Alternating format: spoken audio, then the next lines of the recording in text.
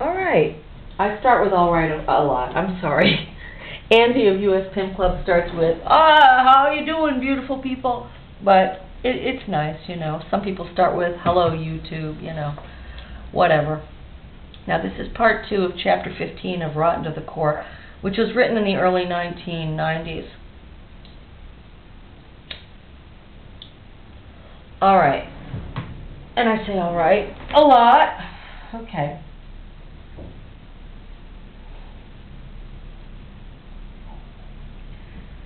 She yacked nonstop about her many years of psychoanalysis, her opinions about the various medications she'd been prescribed, and her seemingly unerring, excuse me for my pronunciation, tendencies to always be the good girl, as she called herself when, of course, she was, in fact, and in her opinion, bad Beatrice. I listened to her chatter on and on over the next several visits to her townhouse, which was in a dangerous section of town, because all the while that she was yakking, she was rolling them fatties, too. I got stoned, big time, and I threw the fucks into her she wanted out of me, and I just closed my eyes and pretended it wasn't her I was doing. And it almost always worked.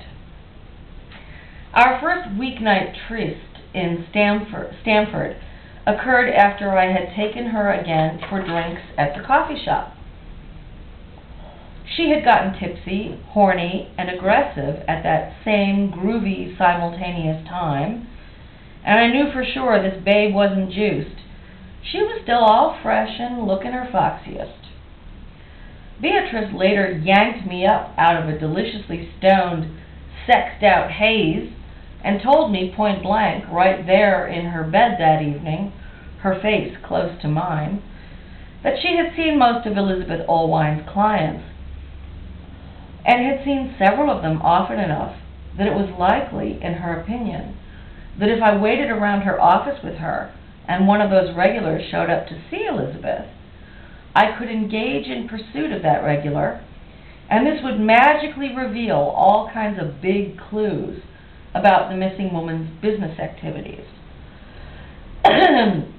Beatrice kept yapping and yakking at me that Wednesday night while I tried to zone out and hopefully pass out, so she couldn't press me into service for a second time that evening.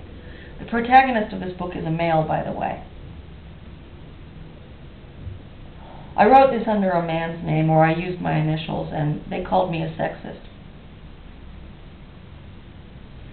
Why do women always want you to get it up twice in one, period of time?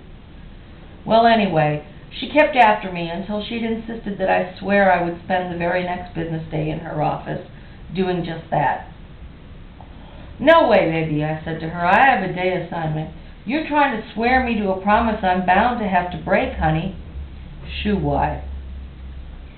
I was expected there for day labor in just a few short hours. I'd have to be sure Beatrice understood. I had to get up early and get on that express train down to Grand Central, from which place I'd have to ride the F train for at least 30 minutes to get to my neighborhood. Beatrice lowered her eyes and tried to look cute. I'm guessing here at her motives for making that cow face. And then I agreed that I, like her, was bound by duty and honor to be as honest as possible. And she decided that she respected that, and I was going to be able to get off the hook with her this time.